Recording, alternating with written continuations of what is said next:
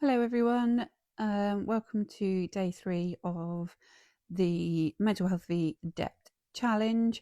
For you who don't know me, my name is Nikki, and I am on a secret challenge to clear off £24,600 worth of debt using social media.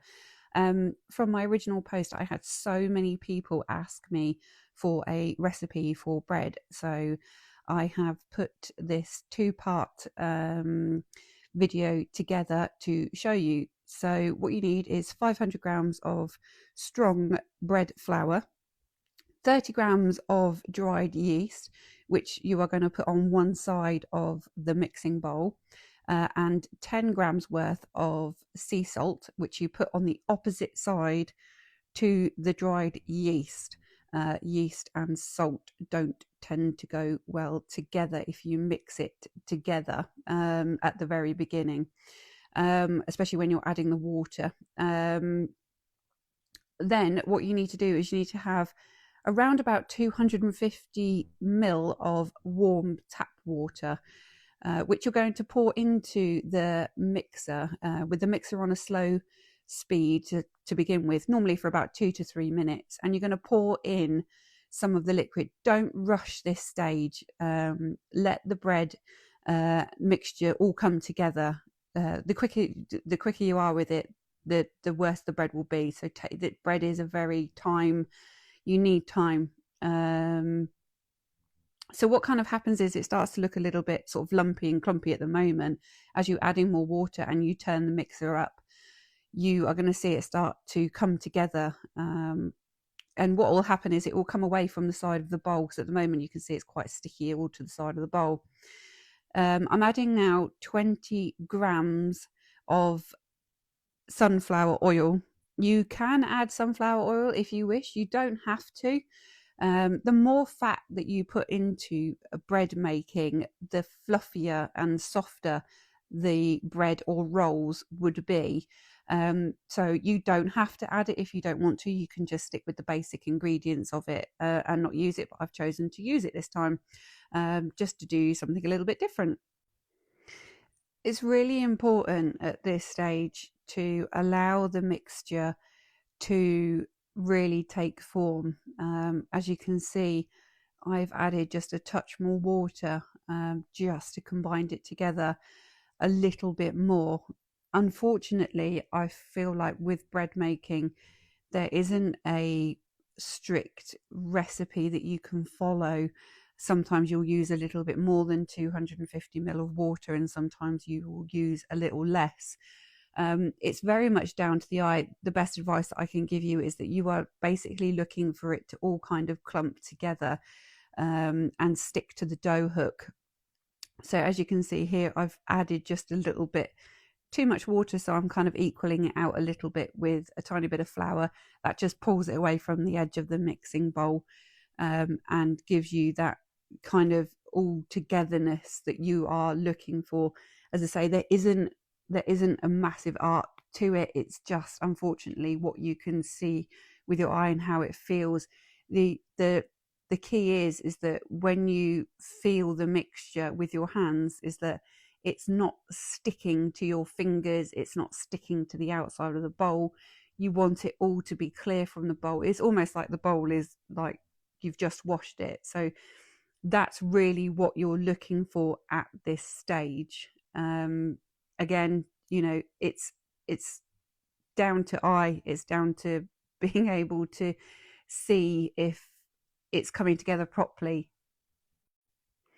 Just while I have you at this point of the video, if you're still here, which I hope that you are, I just wanted to say a massive thank you to everybody that has shown their love and support towards my journey. When I was laying in bed last night, I was just thinking about how many people have come forward and sort of said that, they've either experienced similar or the same things that I am going through. And, there is a slight bit of fear that you are going to be judged or anything like that. And that's simply not the case. I haven't found that anybody's been judgmental.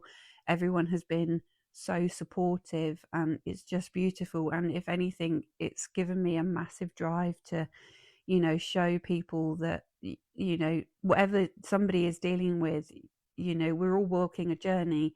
And, if you need somebody to come and hold your hand, then, I will do that, and it's very powerful. It's just, I'm still blown away by it. So just massive thank you. I never expected it. And I never expected people would like to learn how to make bread from me, because I just didn't, I don't know, maybe it was a bit of self-doubt, and that's one thing that I want to leave behind in 2025 and bring into 2026 is that confidence. So here we have the bread that's all nice and all mixed in together. We're going to pop it back into the mixing bowl, and then we're going to use the cling film to cover the bowl. I've sprayed it with a little bit of oil just to stop when the bread rises, because what we want to see is it doubling in size. So I've just covered this with cling film, sprayed the inside of it, wrapped it again. And what you want to do is you want to leave it for about 20 to 30 minutes.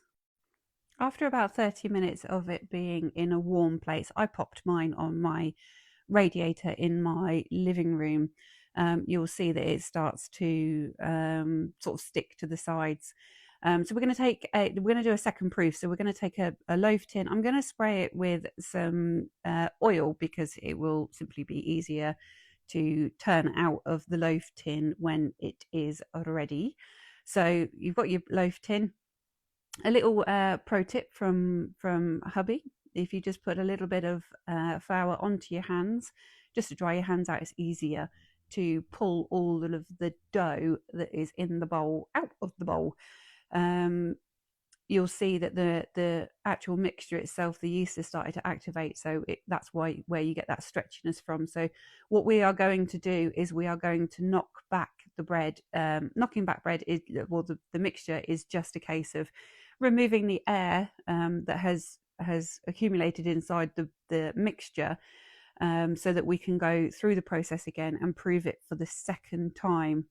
We're going to prove this in the actual loaf tin, because that's the shape that we're going to go for.